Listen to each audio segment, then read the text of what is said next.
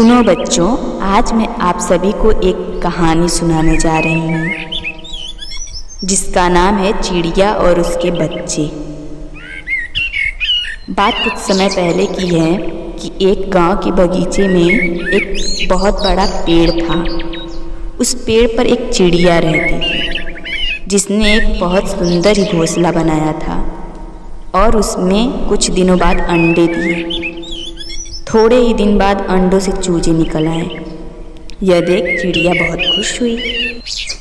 अब हर रोज़ चिड़िया अपने बच्चों के लिए खाना ढूंढने जाती और शाम को अपने घोंसले में वापस लौट आती। इस तरह चिड़िया अपने बच्चों की देखभाल करने लगी।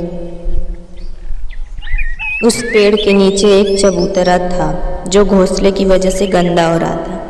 एक दिन अचानक बागीचे का मालिक आया और देखा कि घोंसले की वजह से चबूतरा बहुत गंदा हो गया है।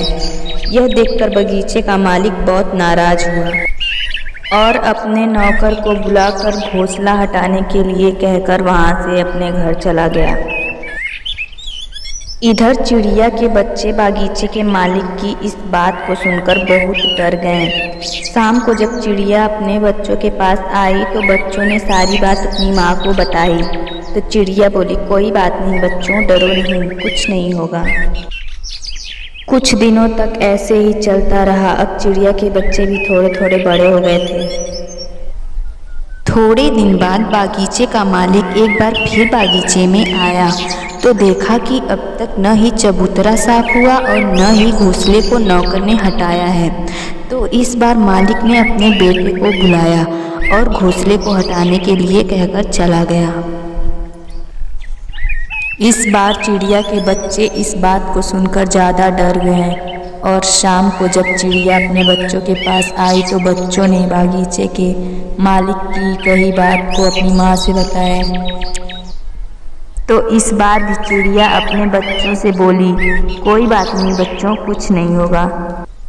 थोड़े दिन गुजरने के बाद बागीचे का मालिक एक बार फिर वापस आया तो इस बार बहुत गुस्से में था जब उसने देखा कि न तो किसी ने सफाई की है और न ही घोंसले को हटाया गया है।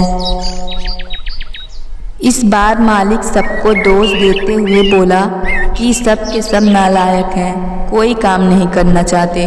अब मुझे ही इस घोंसले को हटाना होगा। अब कल मैं खुद ही आकर इस घोंसले को हटाऊंगा। इधर चिड़िया के बच्चे इस बात को सुनकर फिर से घबरा जाते हैं और शाम को जब चिड़िया घर आई तो बच्चों ने सारी बात बताई। इस बार चिड़िया इस बात को सुनकर घबरा जाती है और अपने बच्चों से बोलती है कि बच्चों, कल सुबह होते ही हमें यहाँ से जाना होगा, तुम सब तैयार रहना।